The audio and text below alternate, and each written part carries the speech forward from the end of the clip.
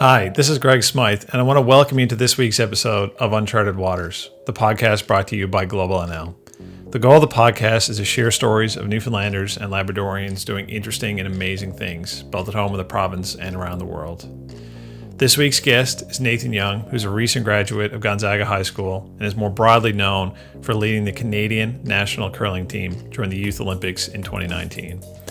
During the event, the team made a great run in the round robin. Nahtan learned and took from this experience and went on to win gold in the mixed doubles.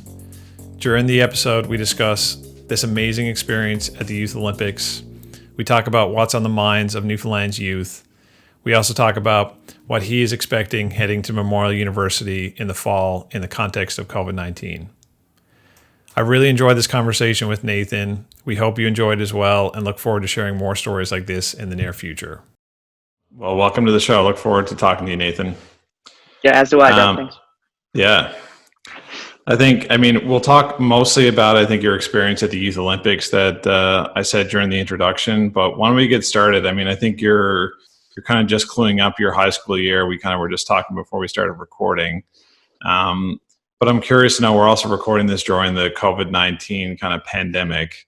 And I wanted to start by getting your perspective on maybe, high school students, how they're feeling right now during these times and what's on their mind. You're kind of going into the world, starting a career or at least starting kind of further education. I'm curious to know what your cohort is most worried about right now. Exactly. So, it's really interesting because although we don't have a huge, I think we could have a huge impact, and a lot of people believe that as well who are our age. But seeing as we're not the majority of the population right now, there are a lot of things that we see happening in the world that are a little bit worrisome, particularly right now with the COVID-19 pandemic and all of the repercussions this is going to have for us, whether it be economic repercussions or health repercussions, and just whether or not we're going to be able to see each other in the same capacity that we always have. We're lucky here in Newfoundland. We're an island. We're kind of a small population, and the premier and his team have just done a great job with handling the pandemic. We've had 0 cases now for 17 days, which is excellent. But a lot of worries with that. And then you have the regular worries like climate change and what effect that's going to have on us down the road, and other things, especially in Newfoundland and Labrador. We experienced some financial difficulties for sure, and just who's going to have to pay for all of this. For all those difficulties later on, and it's going to be us or our kids, which is worrisome, obviously, as well. Yeah, I think that's certainly a challenge. I think, especially for your generation, where you kind of get burdened with the decisions of the past or the circumstances of the past, anyways. And I think, the province has been in such a tough financial position for a long time, and then certainly in the last 5 years with kind of the previous oil crash, and then to have kind of a new oil price crash, and then kind of the pandemic on top of it, I do think is going to create kind of a very challenging environment for the next 5 or more years. Mm-hmm. Yeah, for sure. Yeah.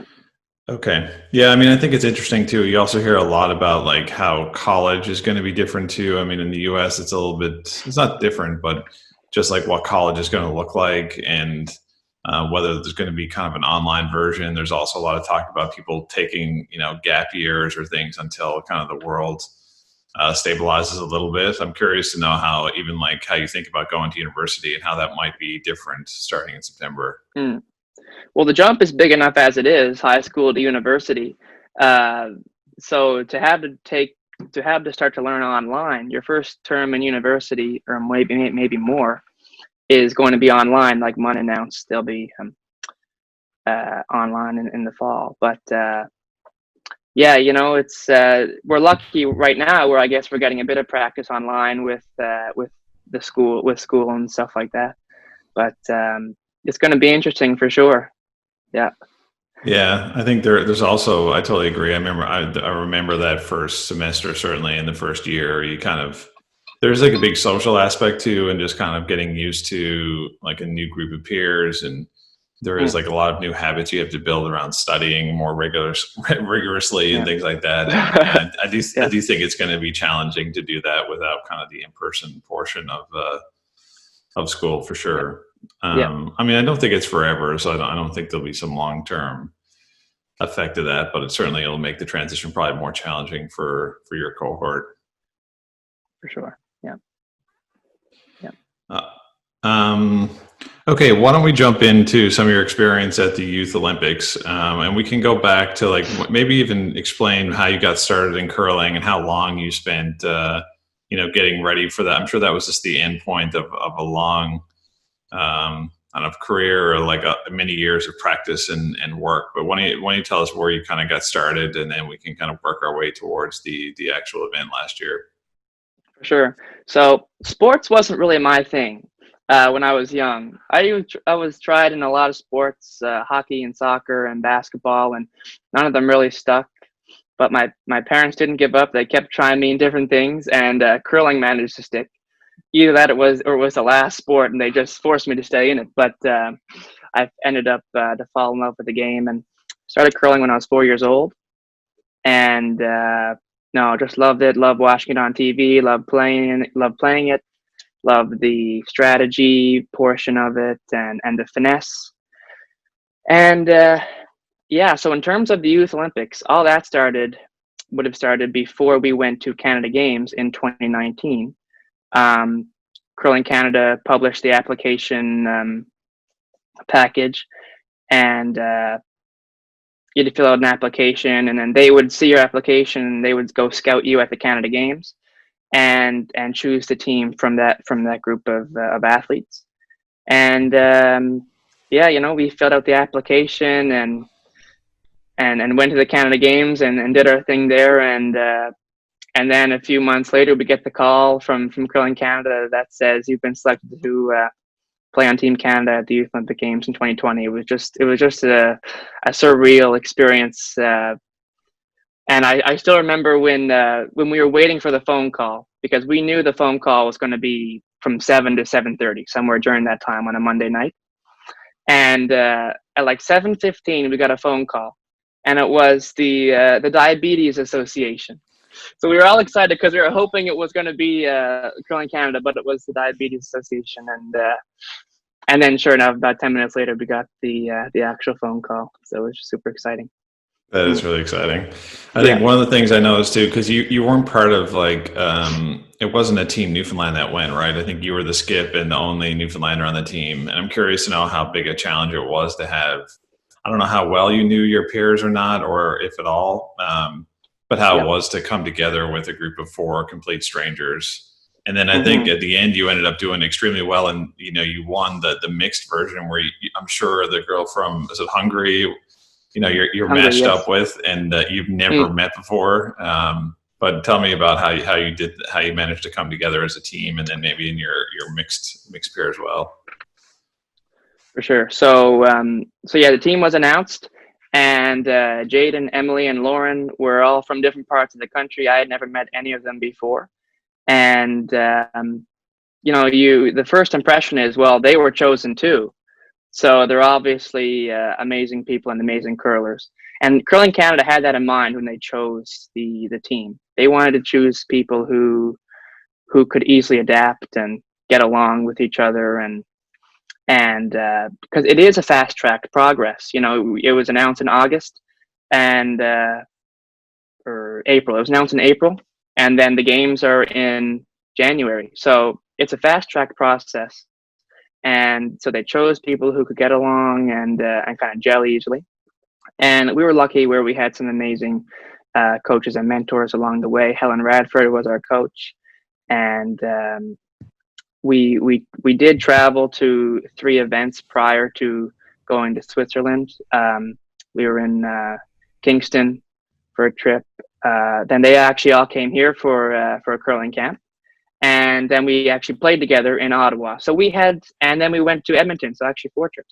So we did have some experience playing together and spending time together, and lucky enough we all got along super well, and and they were just as they were even more amazing than I first thought when the team was announced. So no, I feel really lucky to have been able to play with them. Yeah. And we got over there, and I think we were confident. We were ready. We knew all the work we had put in individually and as a team, and we knew the amazing coaches that have coached us along the way. And we were 5-0 in the round robin, and lost the quarterfinals in an extra end. So you lose some, you win some, and unfortunately, we lost a game that was single knockout essentially. So. Yeah, it sounded really tough. I was just reading an article on that elimination game, and man, it seemed like pretty tight. I think even to get into extra ends, they had to come out and measure all the stones one by one, and it Greg, sounded like a pretty intense experience. Oh my gosh, I've never seen anything like it. It was a 5 or 6 rock measure, and it was just crazy going around and eliminating one rock at a time, and our rock would be eliminated, and then the other team's stone would be eliminated, and yeah, you were so close to winning the game right there, or losing the game for that matter. Yeah, it was crazy. What was your biggest takeaway, you think? Like, what did you learn either as a curler or just as a person in general? Like, what do you think your biggest takeaway was from that experience? So for any athlete, when you get that opportunity to represent your country at an event like the Youth Olympic Games, it's a huge deal, and you're nervous and all that. But at the same time, that was a goal you set. You put in the work. You've had amazing coaches and mentors along the way, and you feel ready, and you are excited. This is what you've trained for, to be able to be in this situation. The biggest thing I took away, though, was no matter what you're doing, you just need absolute belief in yourself. And it doesn't matter if you're at the Youth Olympics, if you're at the real Olympics, or if you're just playing a fun spiel some random weekend. You just need absolute belief, because it's the same sport. It's just curling. It's just pushing off with the right weight at the broom, and that's all it is. It's as simple as that. I wish it was, but so like you talked about just then, there were 2 events. There was the mixed team event the first week. The second week was the mixed doubles. So during the first week, it was quite overwhelming. First time at any type of Olympics representing Team Canada. And I said to Mom when we first got there, this is much bigger than I thought it would be. Just the Olympic Village, the athletes, the volunteers, it was all crazy. And you're a bit nervous, and you're feeling a bit tight, and you're wanting to do so well for your country. And I think that impacted my performance anyway for the first part of the week. And then we lost, obviously, the quarterfinals, which was disappointing. Then by the time we got to the mixed doubles event, I was kind of more used to the atmosphere, used to the village, used to playing on that type of ice. And I was a bit looser, and I just went out on the ice and just threw and really had simpler thoughts and managed to win. So I think absolute belief in yourself is key no matter what you do, and knowing that you put in the work and that you're prepared. Yeah, that's great. Yeah. I was going to ask you, I mean, it's kind of in that same light that sometimes, did you ever feel like an imposter? I've asked this question to people before, where they've kind of had some level of success, and then you feel like when you get on the inside of some company or something that people are going to figure out that you're not who you thought you were, or something like that. But I wonder if you get that feeling, or maybe you don't. Maybe you did feel like you were prepared and you deserved, which I know you did deserve to be there. But I'm just curious if you kind of had that feeling creep in at any point. It's really interesting. I don't think I ever felt like an imposter per se, because, like you say, I mean, I knew the work that was put in, and I knew how much I wanted it, and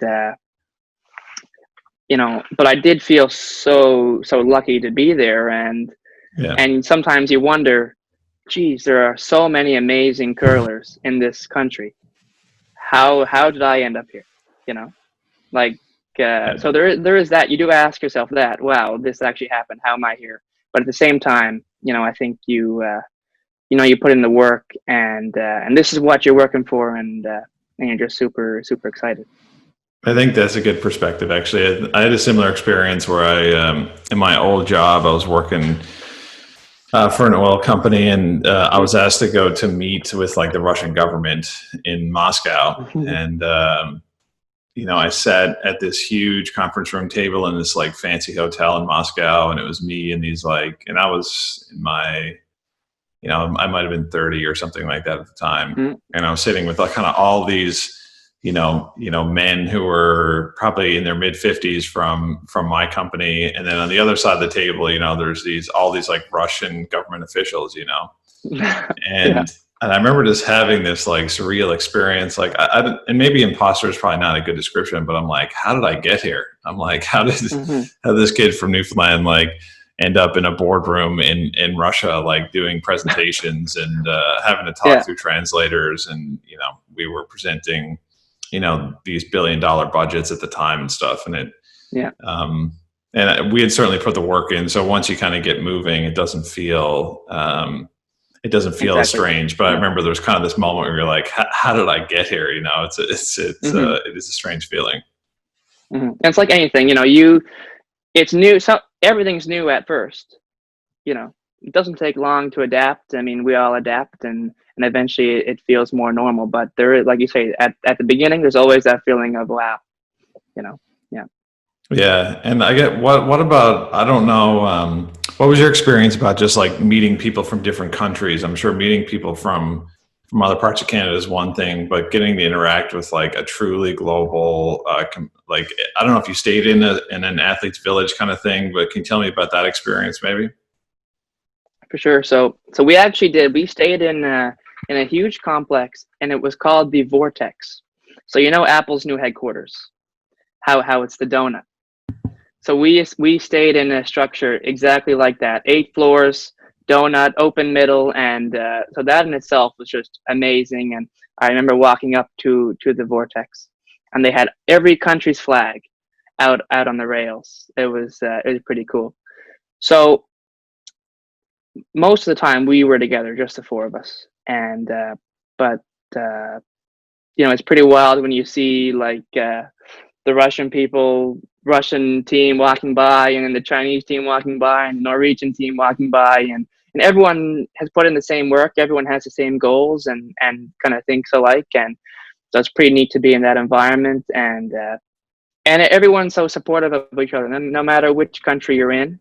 I remember after we lost the quarterfinals, and everyone was just coming up to us, from the US and from Norway and Germany, and they were like tapping us on the back saying it's okay. And it's just so neat when all these people are coming up to you, and sure, they're from Norway, and sure, they're from Russia or wherever they're from, but at the end of the day, we're all curlers, we're all athletes, and we're just trying to do our best, and I think everyone appreciates that at the end of the day. Yeah. I also remember like a similar experience too when I first started working as an engineer for like this international company, and I went to like one of the conferences early on, and it was a similar experience where like it was everybody like me, it was like young people that had just finished an engineering program and were out just starting their career, but they were very different in the same way, from Africa and from Malaysia, Norway, UK, and it was really fascinating and we were all solving the same problems, but that exposure to that community or that diversity of people was kind of mind blowing. I remember it kind of shifted my perspective when I first started working in that group, and it was like people just like you, but very different in some way. Is a really interesting experience. Another thing I'll add, Greg, is and it kind of helped me understand the beauty of traveling and getting to know the world, because here in Canada, like if we just stay in Canada, I mean, we're kind of isolated from the rest of the world. We have our public health and our our government and all that. And I remember when we were over there, I believe like the Russian parliament, the entire parliament ended up resigning. And I was like, wow, that we're so lucky to be in Canada, where we have, stability in all those forms, and so it's just pretty neat that way to kind of, really see what's happening in other countries. And Yeah, you do get that sense. I remember especially where, again, you'd meet people that were just like you that, but like are from West Africa, and like the realities of living and working there are just so different, but the people are the same, but the political circumstances are so different, and that the corruption or instability of the governments or the poor, healthcare infrastructure and things like that. It is like, we often complain about certain things in the government or in other things, but you realize how really functioning Canada is as a country, or even Newfoundland has financial challenges. Yeah. It's a very functioning society, and there's a lot of parts of the world that are not like that. Yeah, for sure. Yeah. Okay. Is there anything else about, I guess we didn't really talk about your victory, anything about your kind of win in your mixed doubles version, or any experience there that you wanted to share? It's interesting. Obviously, I was lucky to come back with a gold medal, but when I think of that experience, that isn't the first thing I think about winning. That it might be third on the list, but yeah. So they literally drew our names out of a hat to see who your partner was, and I was fortunate enough to be paired with Laura from Hungary. She spoke perfect English. She was a great curler. Her parents were actually world mixed doubles silver medalists. So her family had amazing experience in mixed doubles, which was compared to my zero. And we got along super well the whole time. And yeah, we just developed this trust and belief in each other early on. And we just kind of, just threw rocks. Yeah. Yeah. Yeah. I can imagine sometimes it's like success like that is like, you just need to get out of your own way. It's like sometimes your biggest enemy is yourself. And I think maybe after the first week, you get a chance to kind of get rid of some of those jitters, as you talked about earlier. Yes, That's yeah. great. Yeah. Well, congratulations. I don't know if I've actually talked to you since then. So I know that was a big deal for you and the community too. And thank you very much. Yeah. I guess where do you see your curling career going? Like what are your goals for the coming years? I don't know if I'm sure you're going to continue on, but what are your next steps, or what do you think you want to do in the coming years? So in the short term, which is 3 to 4 years, I'd love to win a Canadian Junior Championship and then go win a World Junior Championship. So that's kind of where my where the next goal is.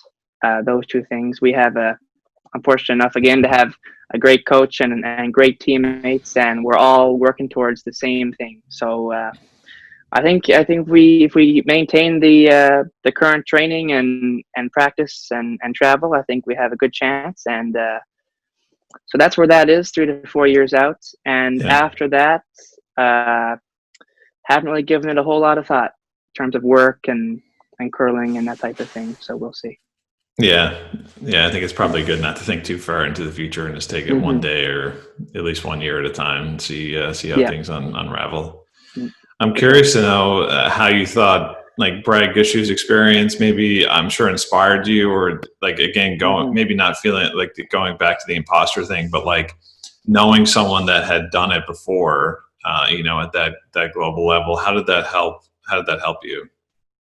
Exactly. So Newfoundland is an island. We're a small population, but we have it doesn't seem to matter because we have amazing people all over the world doing amazing things. And to know that Brad and Mark and Jamie and Russ and Mike all accomplished an Olympic gold medal definitely helps. If they can do it, so can we. And that mindset kind of helps you through navigate all the obstacles and challenges.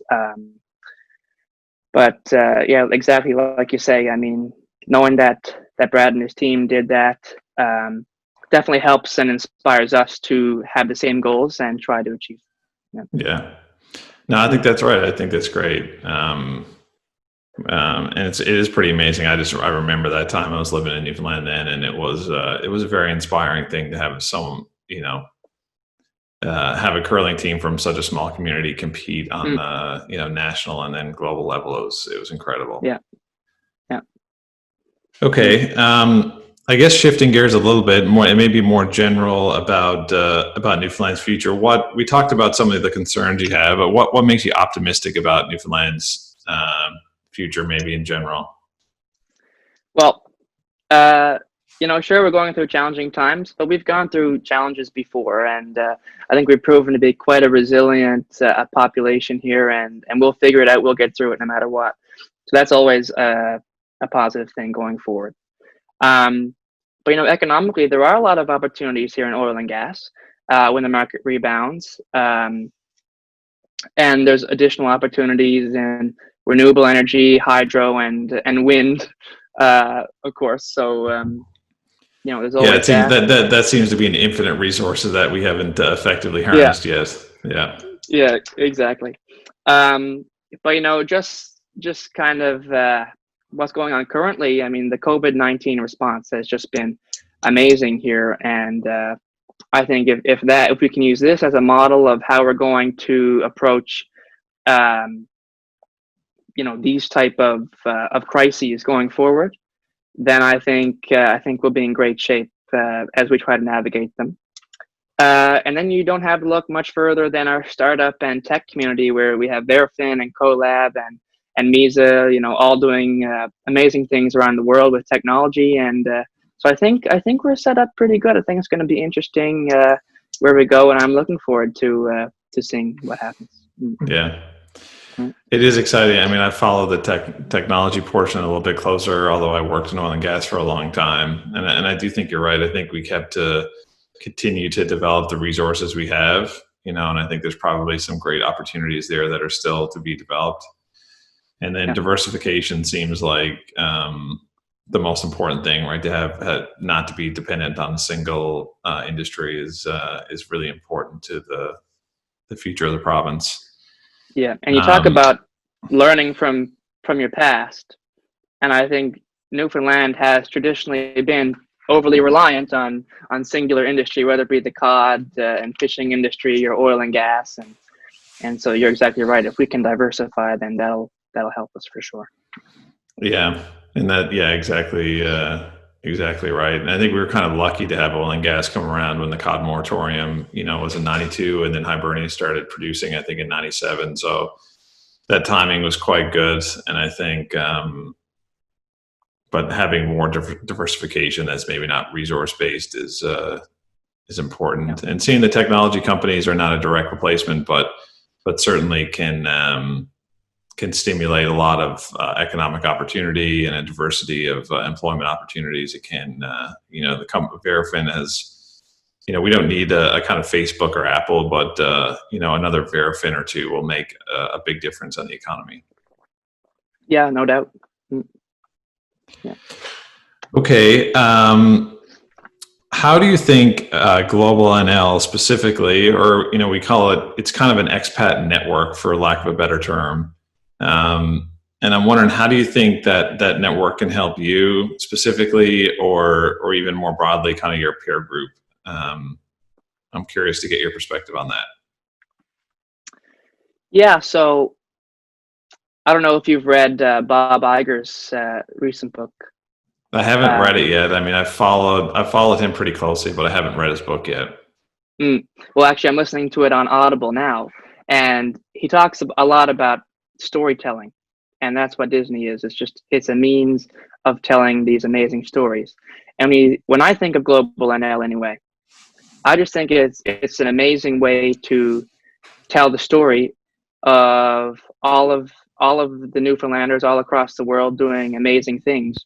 And that, I know for me anyway, that inspires me, and knowing that like we have people like yourself at Tesla, and Amanda at Apple, and Catherine Courage at Google, and Bethany Downer as an astronaut, and Brad Gushue winning an Olympic gold medal. I mean, we have some pretty amazing people doing amazing things, and and that's very inspiring as well. And then you have the mentorship component where and the connecting with others component where I can connect with you, and you can kind of give advice and mentorship to me that'll help me going forward, and then I'll be able to do the same once I gain my own experience. So it's an amazing network and with amazing potential, and yeah. Yeah, I think you're right. Actually, I've tried to shift gears a little bit away from, because there's like a lot of, there's LinkedIn and there's a lot of social media things out there, and we don't want to replace kind of those tools. Although we do have a kind of a database portion of the website, which is really helpful you can kind of see where people are, which is kind of interesting. Mm-hmm. And you can also connect electronically through there, which is quite useful. But I have shifted gears to try and build Global NL more as a storytelling organization. And I think the podcast is a perfect way of doing that. Because it's like, I don't know if you listen to many podcasts, but it's a very long form way of listening. You can also get a very good sense of who a person is and kind of what maybe made this successful or what some of the challenges they went through to get there. And I think you're right. I think sharing more stories in different forms, I think, is a really helpful way. Because again, I've heard this quote I kind of keep coming back to is you can't be what you can't see. And I think that's true in many senses. If you don't know anybody mm-hmm. that's done what you've done or has done what you want to do, I think it makes it feel almost impossible, or it makes it feel quite difficult. And a lot of times it's just getting started is the most important thing, and I think knowing that there's someone that kind of looks like you or is from a similar community as you makes such a big difference. I mean, you can have all the belief and confidence in yourself that you want, but knowing that what you want to do has actually been accomplished before and is possible goes a long way. Yeah, absolutely. No, I think that's great kind of advice for us. And it's something, the podcast is what I'm most excited about, and talking to people like you and Bethany Downer. There's a lot of kind of younger folks. And then mm-hmm. I'm going to try and do a spectrum of people who are, more experienced. I'm going to interview Andrew Fury next week. And, that'll be good, yeah. Folks that are kind of, in their mid or later career that have had success. And then I think telling a broad spectrum of those stories is really, I find it really interesting, first of all, but I think a lot of people will find it useful as well. Mm-hmm. Yeah, absolutely.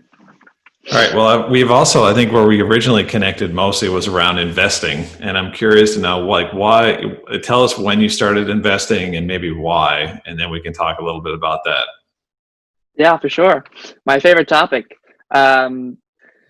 It's really strange. My whole family is basically accountants or MBAs, and so I guess that's where the introduction to finance kind of happened. And it was when I was 12, I asked for Fortis shares for my birthday. Not really sure why, but it was just very interesting to me, and yeah, ever since I've been just amazed by capital markets and investing and that type of thing. Yeah. Interesting.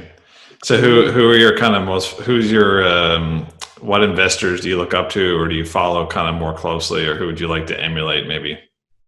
Mm-hmm. Well, Warren Buffett is definitely number one, and he, not even for just investing, but he has some great advice out there as well. And I follow Ray Dalio fairly closely as well. He has some great advice and wisdom, and yeah, mostly those two are who I follow. Yeah. Warren Buffett I've followed quite closely too. Actually, Amanda and I got to go to his annual shareholder meeting a couple of years ago. Oh wow! In Omaha, Nebraska. It was canceled this year for obvious reasons, but mm-hmm. I had followed him quite closely and read a bunch of his books and a lot of his a lot of his letters and things like that. But anyways, it was they call it the Woodstock of capitalism. Mm-hmm. It's like they've got this mm-hmm. basketball stadium there that they fill with I don't know, maybe crazy 6,000 or 7,000 people at least, maybe more.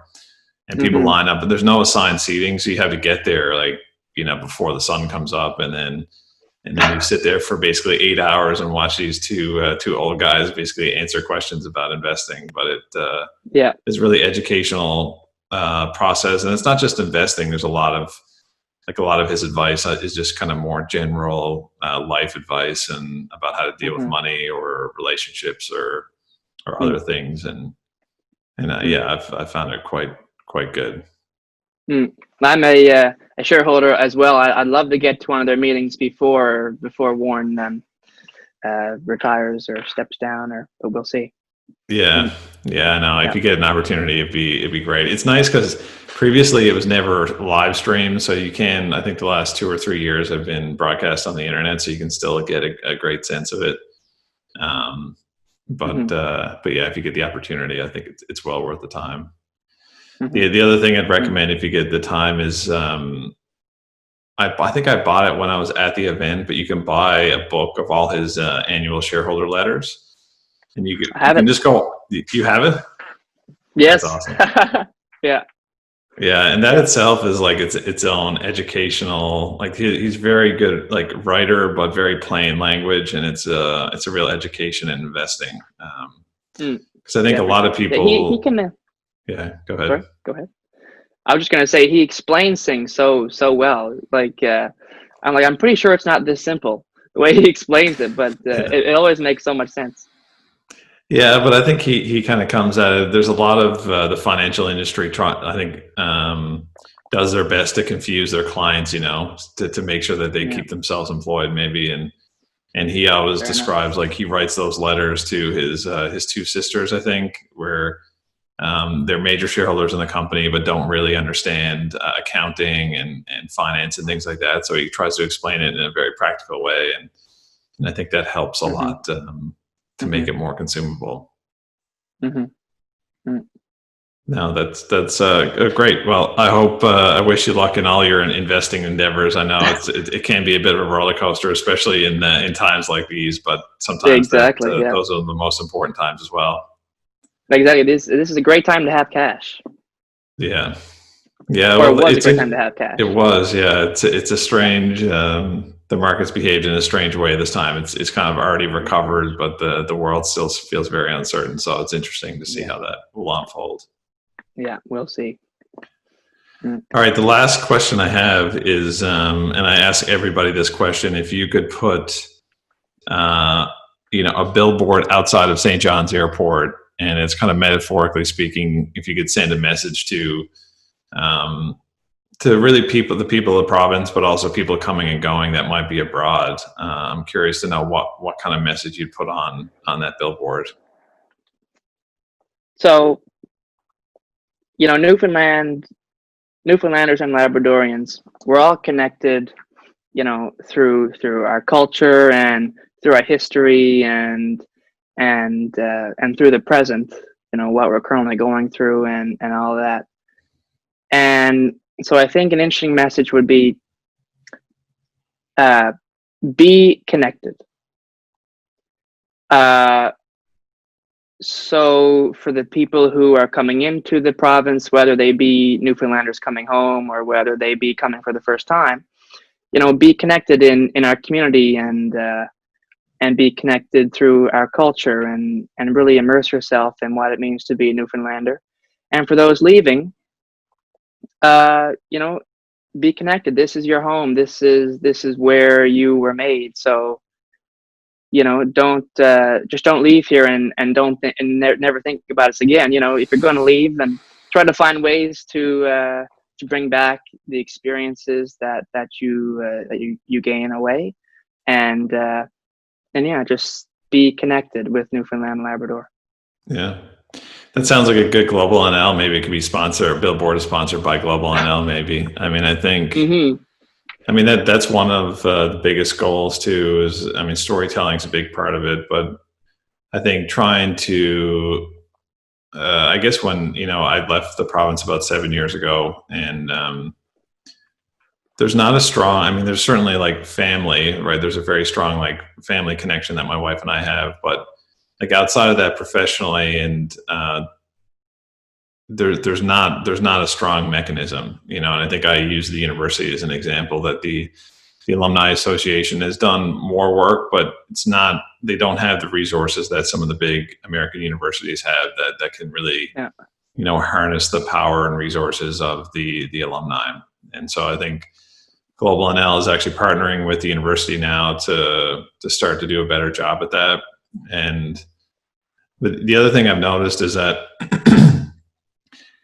people, like what you just described, is people that's what they want. They want, if they've moved away, and even if they've been gone for 20 years or more, they want to give back, or they want to stay connected, not just with family, but with the university or with the technology startups or anywhere they can add value, right? If they can mentor a young student like you or someone in high school, like they want to do it, but they often just don't know how, or they have limited time, and so they need some help to facilitate that.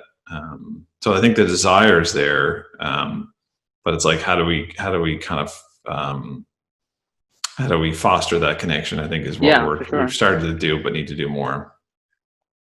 Yeah, no, I think it's a great vision that you and your team had for this, and it'll definitely do great things.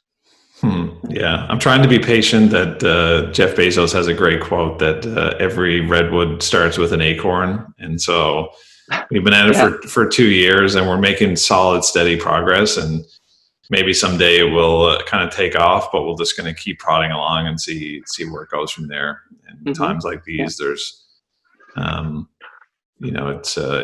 kind of seems even more important. Yeah. Do you, I don't want to put you on the spot, but do you have any questions for me or for Global NL, or anything else you wanted to touch on before we wrap up?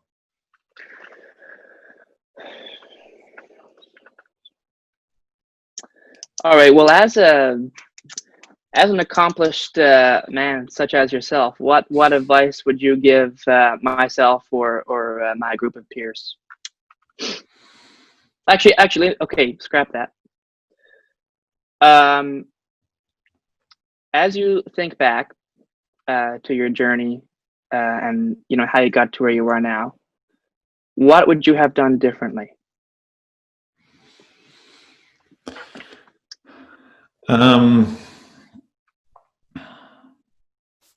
I think maybe it's the imposter question, and maybe that I'm talking to myself when I ask that question, that I think I doubt myself too much. I still do that. And I just, not that I wish I didn't doubt myself so much. And I think like my first experience, like kind of maybe more pronounced one, was working for an American company based in Newfoundland, and then moving to like their headquarters in Houston.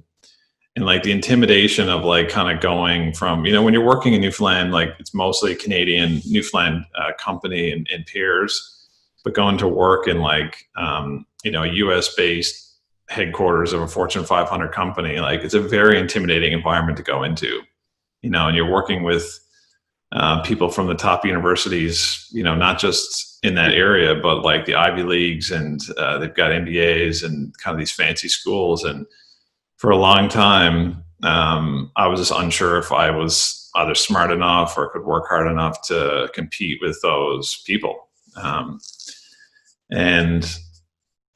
it took time and like certainly hard work and determination, but realizing that I was smart enough to compete with those people. And so I'm trying, I think that having less self-doubt, that and just more confidence in myself to continue to, it takes time. And I think you need to be, it's great. I kind of, my piece of advice I'm giving myself lately is to be ambitious, but patient. And I think it's important to have big goals and dreams, but it takes time, For sure. Very few people have kind of there's a small population of people who have extreme success early in their career. But most people don't, Warren Buffett, I think if you look at his like net worth and his investing, most of his, things came much later in life. And so it takes time. And so anyways, I think be ambitious, but be patient. Mm-hmm. I think the other thing for me, like, I do think seeing people like Catherine Courage or others like that have done it helps a lot too, right? I think, and she's quite a Absolutely. bit ahead of where I'm currently at, but seeing people like her that have done it just helps know that it's possible, and you just got to keep prodding along, and you'll get there if that's the goal you want to achieve. Yeah, for sure. That's good advice for sure. Yeah. All right. Well, thanks for the time, Nathan. That was a really great conversation, and I really appreciate you making the time. I know you've got a busy schedule with school and things like that. So I want to say thank you. And any other last closing comments? No, well, I'll just say thank you, Greg and Global NL, for having me on your podcast. This is a lot of fun. Awesome. All right. Thanks, Nathan. I want to thank you for listening to this week's episode of Uncharted Waters, the podcast brought to you by Global NL. A special thank you to my co-host Jeremy Andrews, editor Hi Nim, and producer Frank Smythe. Thanks again for listening. We look forward to sharing more stories about Newfoundlanders and Labradorians doing interesting and amazing things around the world.